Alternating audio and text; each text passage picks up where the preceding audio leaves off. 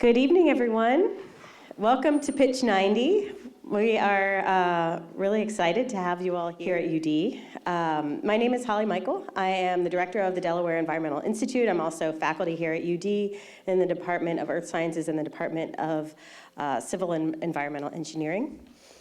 Tonight we welcome all of you who are watching, our presenters, our judges. Thank you so much to our judges who are taking the time to be here, and also friends of the environment. And I'd especially like to acknowledge the hard work of our DENIN environmental fellows, graduate students who organized the event this evening. DENIN fellows, would you all stand up? If you're here, some of them are outside. Yes, thank you. A round of applause for them. So they work as a team in organizing Pitch 90 and also other events for DENIN each year. This event, in this case, is every other year. And I also want to say thank you to our DENIN team, especially Jeanette Miller, who runs our DENIN Fellows Program, and also to Karen Rodalunas, who is here, and Sam Clem. Are they in the room? There they are, and Tracy McMullen. So thank you, everyone, for all of your efforts.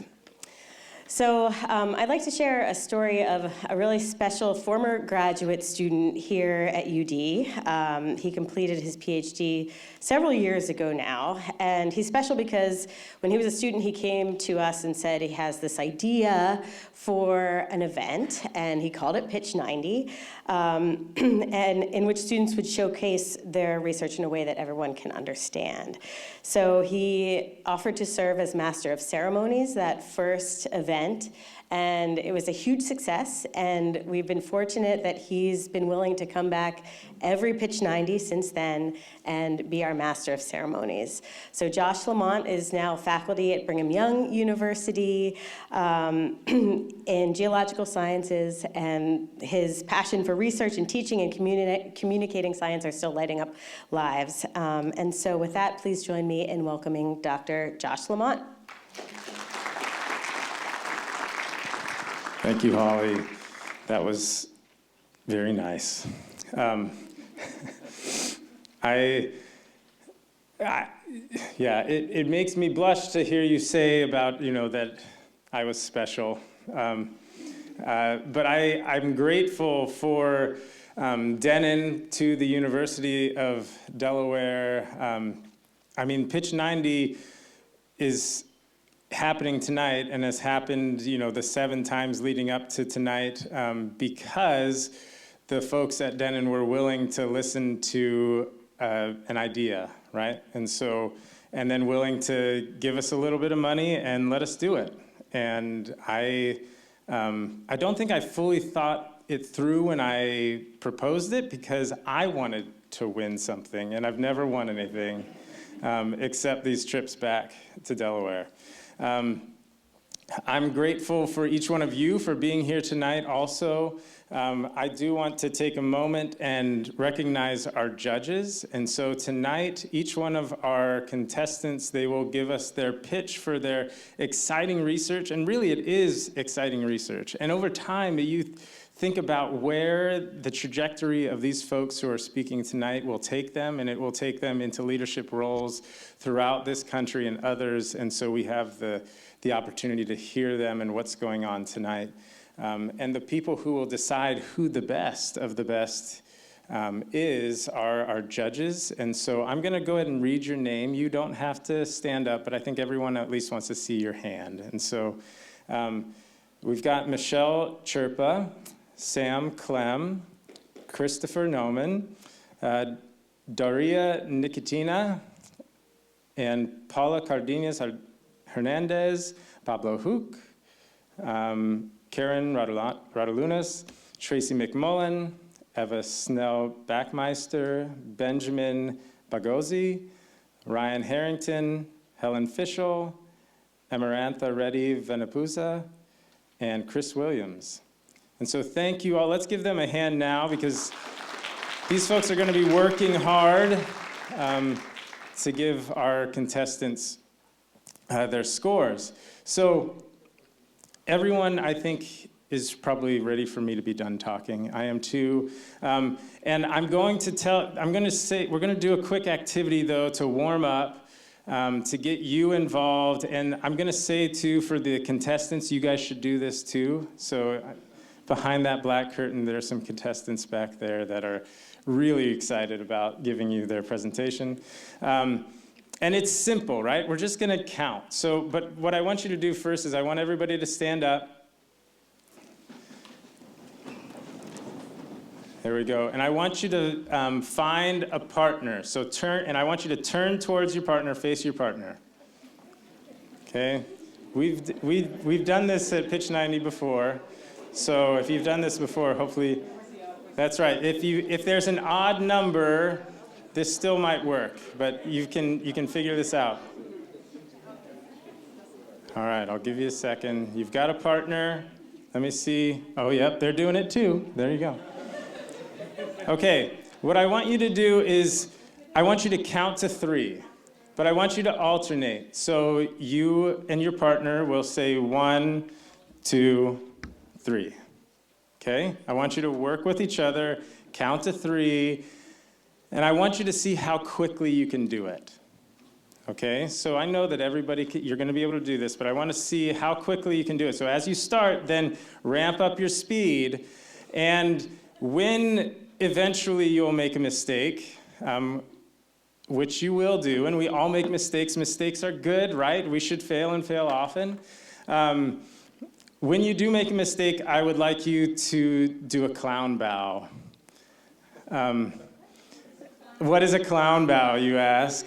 So clowns bow like this. Huzzah! Okay?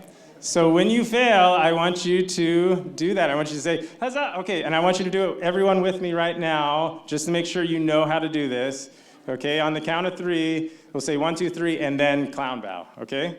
1, 2, 3, huzzah! Yeah, oh, you're so good. Okay, all right, so I'll say start, and then you'll count to 3. Ready, start.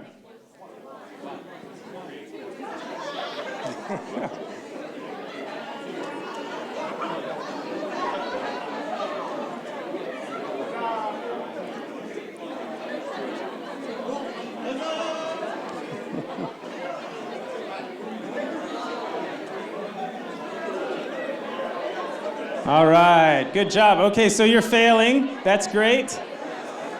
Don't sit down yet. We're not done yet, guys. That was easy. That was the easy one. Okay, so we're gonna make this a little more complicated. So now you will stay with your partner. You will still count to 3, but in place of a 2, you will clap. Okay, so 1, clap, 3. 1, clap, 3. Okay, and again, anytime you make a mistake, huzzah!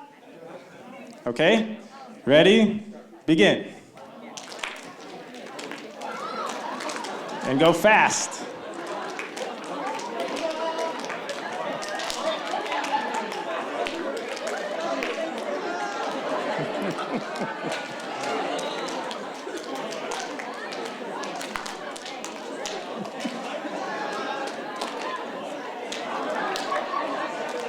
Okay, there's a lot more clown bowing happening.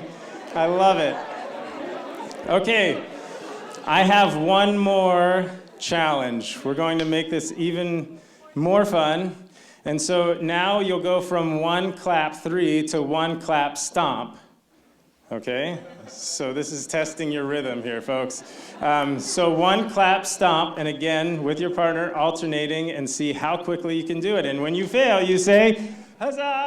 All right, ready? Begin.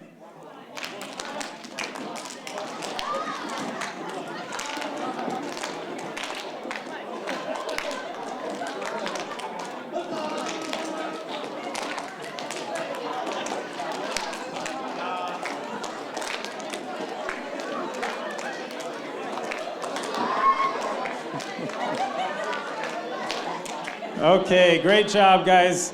Great job. Go ahead and give yourselves a round of applause. It feels good to feel a little silly, right?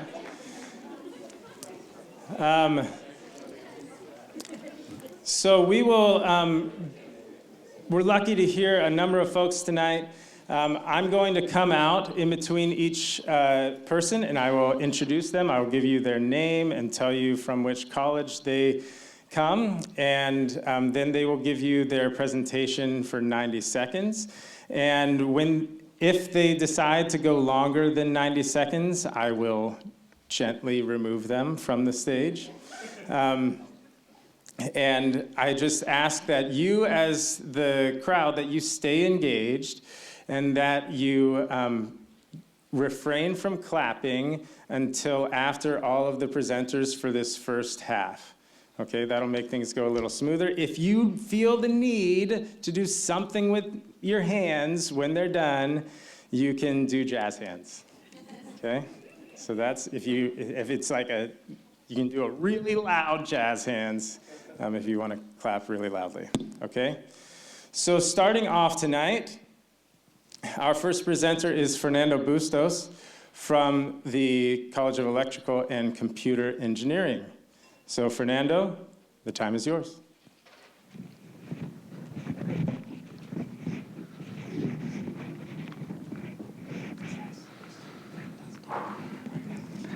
Did you know that the price of solar modules decreased dramatically over the last few years? However, the number of solar projects postponed by utility companies increased. Why? Well, the intermittent nature of solar energy stresses the electric grid, becoming a barrier to the integration of more renewables. Batteries are the key to overcome that barrier. They can store that energy and deliver it when needed to reduce the price of electricity and integrate more renewables. Of course, one solar residential battery cannot make a difference. But think about it. What about 1,000 or 100,000 of them working together? They can act as a distributed green power plant by utilizing that green energy produced by solar panels. My research applied the power of machine learning to process the weather data and control the electric load patterns to control those distributed batteries plus photovoltaic systems and produce reliable power, integrating more renewable energies and giving you and me an active role in the energy transition. Combining the power of batteries and machine learning, the dream of a more sustainable and greener electric grid can become a reality. Thank you. All right, thank you. Yeah, those were really loud jazz hands, guys. Next up, we have Shivam Chauhan, who's from the College of Civil and Environmental Engineering. Shivam, the time is yours.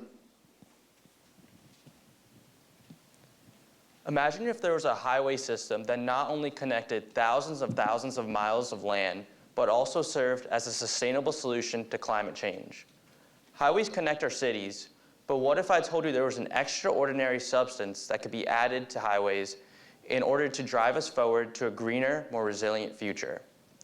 Buckle up, because biochar can be added on the side of highways to mile by mile travel us to an environmentally conscious tomorrow. Biochar is a charcoal-like substance produced through pyrolysis, containing properties such as increased porosity and increased soil water retention, therefore boosting soil fertility.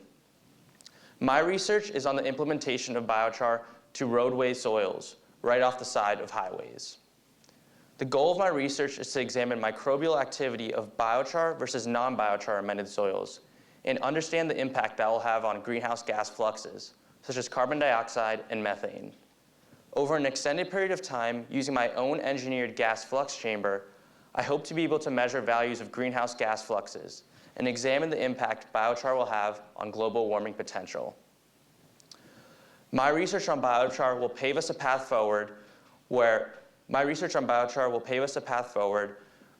highways will not only connect our cities, but our future.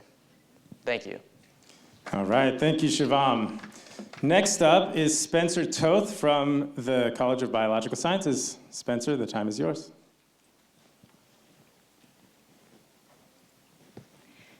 It's estimated that there are more viruses on Earth than stars in the universe. Bacteriophages are a type of virus that specifically infect bacteria and are known to be the most abundant biological entity on Earth, residing in areas like our oceans and our soils.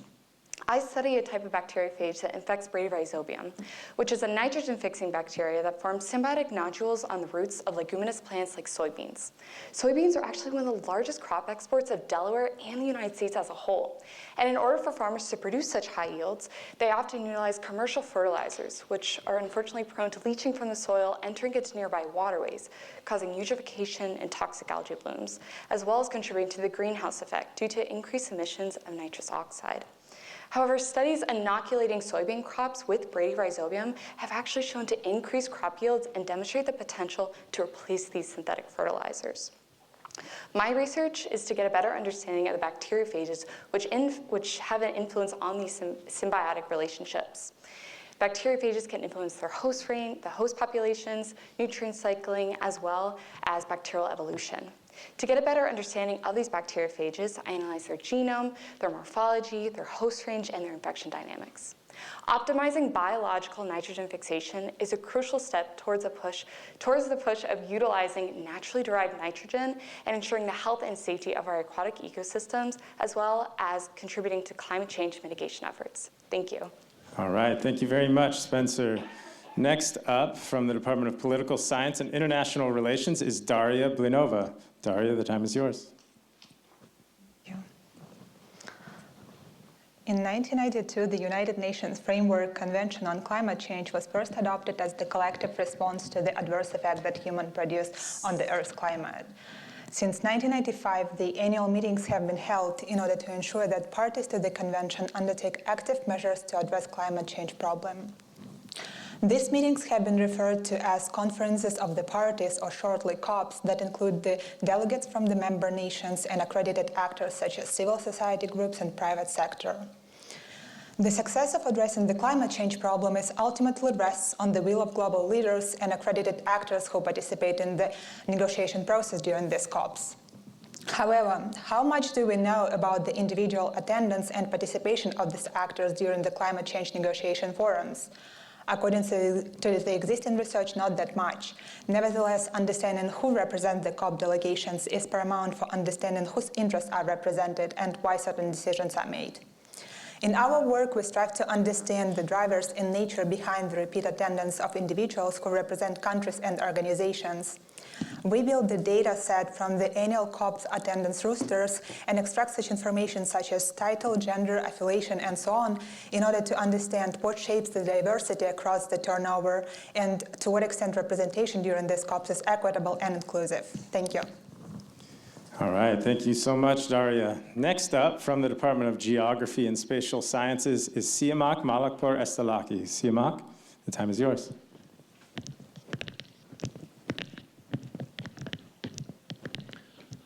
We've all heard about water pollution. Agricultural non-point source pollution contributes primarily to deteriorated water quality in receiving water bodies worldwide, which can endanger the aquatic ecosystem's lives. The non-point source pollution is mainly caused by excessive application of fertilizer to farm fields. The extra fertilizer is then flushed away to the nearby streams. So there could be negative consequences, such as poor surface water quality. It can fuel toxic algae bloom, which is very harmful to ecosystems and human health. In Delaware State, for instance, most of the watersheds require reduction in non-point source pollution to meet water quality standards. On the other hand, best management practices such as trees, shrubs, or grasses planted next to waterways, including rivers and streams, can filter runoff, improve water quality, and provide wildlife habitat. Since non-point source pollution is mainly related to human agricultural activities, we need to tackle this problem from the perspective of coupled human and water systems. And my research tries to answer the question, how can incentives such as tax or subsidy impact on the farmer's decision to adopt agricultural best management practices? Thank you. Thank you so much, Siamak. Next, from the Department of Human Ecology at Delaware State is Kelvin Ofori. Kelvin, the time is yours. Have you ever eaten a food where a few days or hours later you experience symptoms of nausea, diarrhea, and stomach pain. These are symptoms of foodborne disease. According to the World Health Organization, foodborne disease causes over 600 million cases and 420,000 deaths annually. In US, one of the most common sources of foodborne disease is oysters. Oysters are filter feeders, meaning they filter through the aquatic environment. And as they do so, they tend to accumulate microbial contaminants from the environment into their bodies, which might pose risk of contamination to consumers. At Sally Cove in Rehoboth Bay, Delaware, is a principal habitat for these oysters, producing oysters for commercial benefit and for consumption. However, previous research reported that Rehoboth Bay, in addition to other Delaware inland bays, contain high levels of bacteria. Therefore, the objective of my study is to assess the presence of 10 pathogenic bacteria in these oysters. Preliminary results reveal that these oysters contain E. coli, Vibrio parahemolyticus, and Listeria monocytogenes in oysters that were sampled in July and August. Therefore, raw consumption of these oysters in summer might pose risk of contamination to consumers. Thank you. Thank you so much, Kelvin. Next up, also from Delaware State at their Department of Agriculture and Natural Resources is Surya Krishna Saktivel. Surya, the time is yours.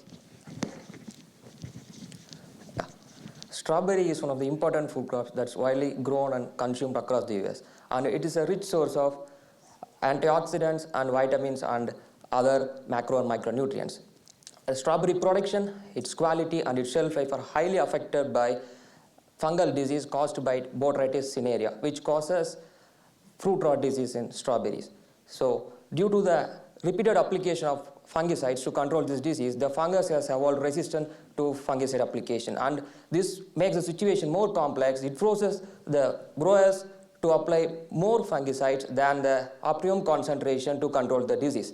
The presence of fungicide residues on fruit and in the environment is highly toxic to humans and other life forms in the environment. So my study focused on identifying some of the candidate genes in the strawberry cultivar so that through various genomics and phenomics techniques and manipulate them using CRISPR-Cas9 genome editing technique to develop strawberry lines showing resistance to fruit rot diseases. So these fruit rot disease resistant cultivars will ensure the supply of high quality strawberries in the market without any fungicide residue, improved shelf life, and minimize the environmental pollution caused by excessive application of fungicide. Overall, it helps to sustain the strawberry production in an environmentally safe and sustainable way. Thank you. Thank you, Surya. Next, from the Department of Geography and Spatial Sciences is Nazneen Nahar Sultana. Nazneen, time is yours. Good evening. So welcome to the discussion and debates of climate change inequality and injustice.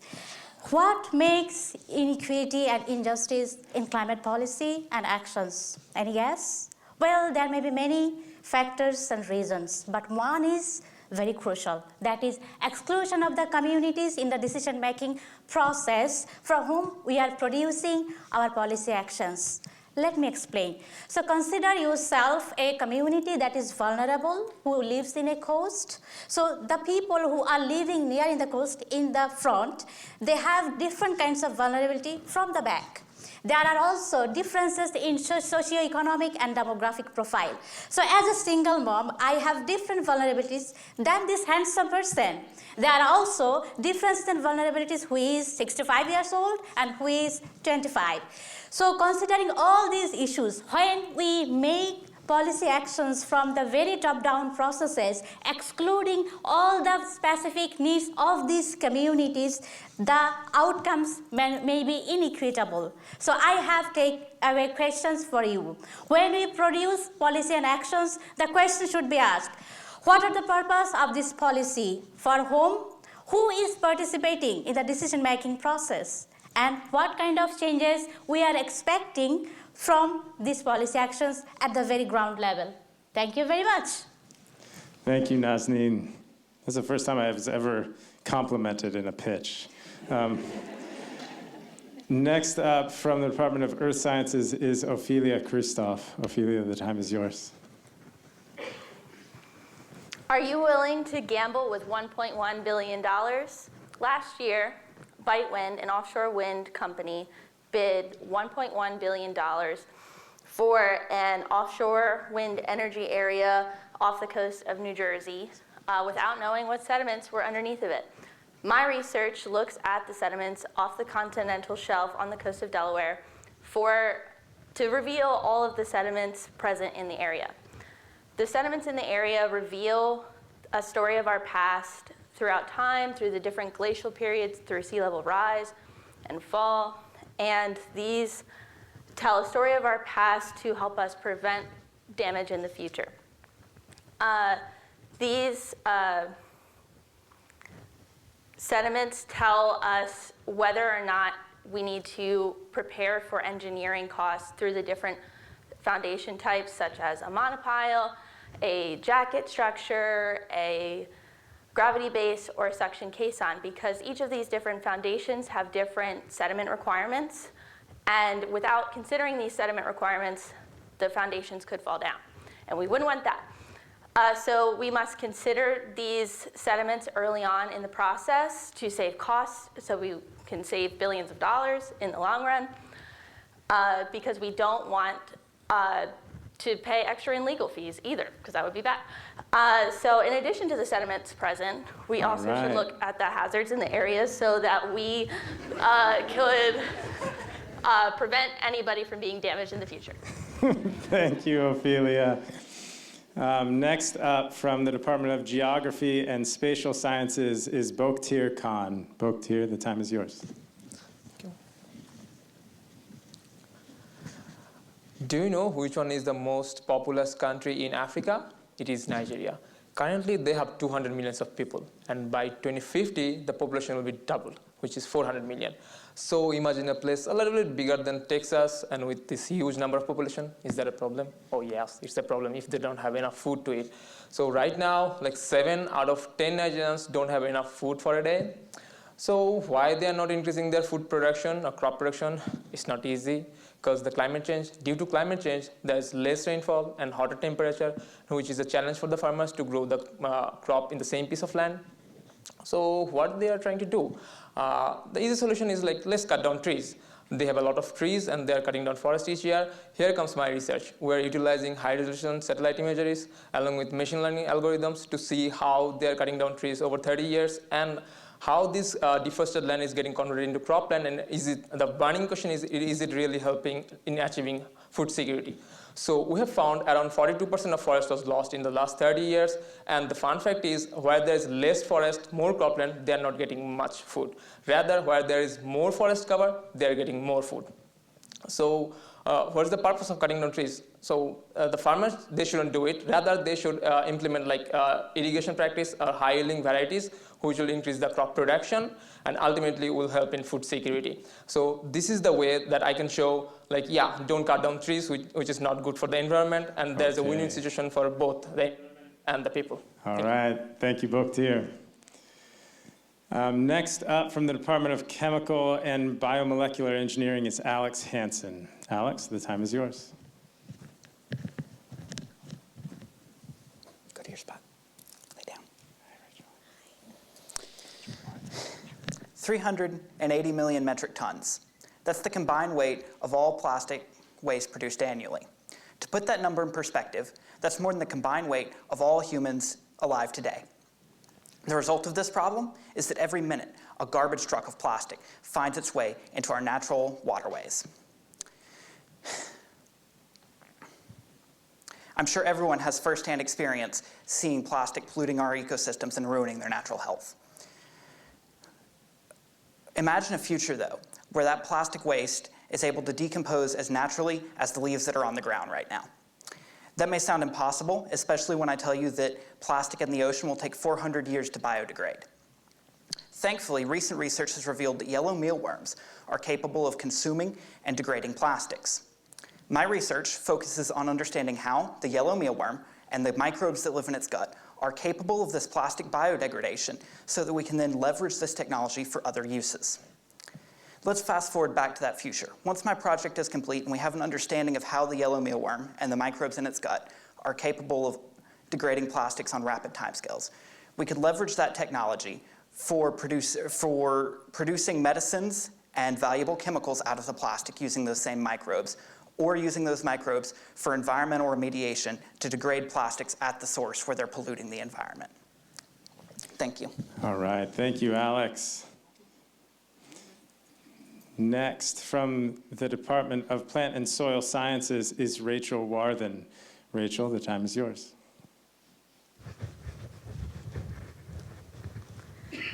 20 to 40% of our crops are lost annually due to pests and other diseases. Now, this number is rather concerning on its own. However, it's made more so by the fact that our projected population is 8.9 billion by the year 2050, which is a lot of hungry mouths to feed.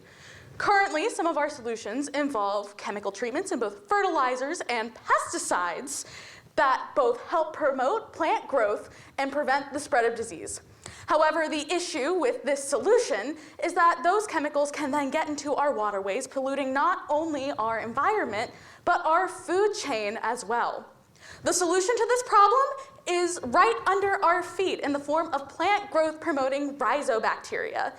These bacteria form special relationships with roots in which they not only help promote plant growth, but also help activate the plant's immune system in order to protect them from diseases. Through the usage of microscopy, I can look at how different small molecular weight compounds produced by the bacteria in the soil impact how and where these bacteria are attaching to the roots. Through analyzing this, I hope to help pave our way to a more food-secure future in which we use more biocontrols and less chemicals. Thank you. Thank you very much, Rachel. Next, from the Department of Civil and Environmental Engineering is Narayan Kumar. Narayan, time is yours. So if I ask you, what do you understand by the term turbulence? So you may think that there may be political instability somewhere, or there may be flight turbulence, or there may be a smoke coming out when you lit up a cigarette. That's true. When I study the turbulence, it's basically when the wave is coming down, impinging on the sandy beach, and that causing huge turbulence there. So why I need to study that turbulence? Because that turbulence is causing the sediment, erosion, and deposition. So you may ask that, do I need to track each sediment particle? No, that's not going to happen. I don't need to track each sediment particle. I use open form called sediment transport phenomena, and that is based on the open form technology. And I use that, and based on that, I used to calculate sediment transport. But why I need to study that sediment transport? Because you know that beach tourism and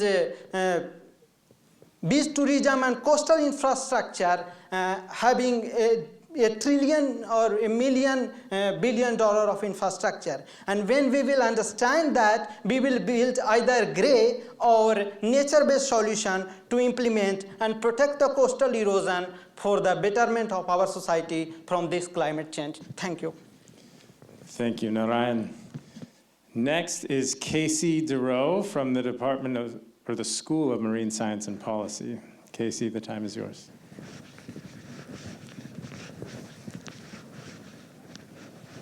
So we all know that photosynthesis is a critical process to all life on Earth. Not only does it supply us with the oxygen that we need to breathe, it also supplies all organisms on Earth to some capacity with the high energy molecules that they need to power their essential life processes. But what if I told you that the photosynthesers that don't supply us with our oxygen are actually just as important to us as the ones that do? One such group of organisms are known as the green sulfur bacteria, and while they're not the best smelling microbes on the planet, their services to the environment and their potential to serve humanity make them an irreplaceable companion. They serve as primary producers in the deep sea sediments where it tends to be anoxic and low in light, where we won't find our typical photosynthesizers like plants or cyanobacteria. They can also completely detoxify sulfide into harmless sulfate in these environments, which makes them a little more comfortable for the few organisms that call it home. Additionally, they can produce wax esters, which are key precursors to biofuels, which is of interest to those who are searching for more and more ways to create these biofuels as we move forward into the future. This is just a few examples of the wide array of metabolic capacity that the chlorobi have to offer us. However, over 40% of their genetic material is still unknown to us. My research hopes to elucidate these unknown genotype to phenotype relationships, and by unlocking this deeper understanding of how the green sulfur bacteria work, we may also be able to find ways to make them work for us. Thank you. All right, thank you so much, Casey. Well, that wraps up everyone for this first half, so now you can turn your jazz hands into a full clap, and let's give them a good round of applause. Really fascinating stuff, from worms that eat plastic to nutrient management and policy decisions. Really fascinating stuff. And one of the things that I love about what I'm hearing from this is just that their research is looking forward to solutions, right? And it's a wonderful thing. So now we can continue talking about what they've presented so far with an intermission. I think we've got about 15 minutes. There's some light hors d'oeuvres in the back, and so you all can go back there. After about 15 minutes, we'll come back into here. So thank you very much.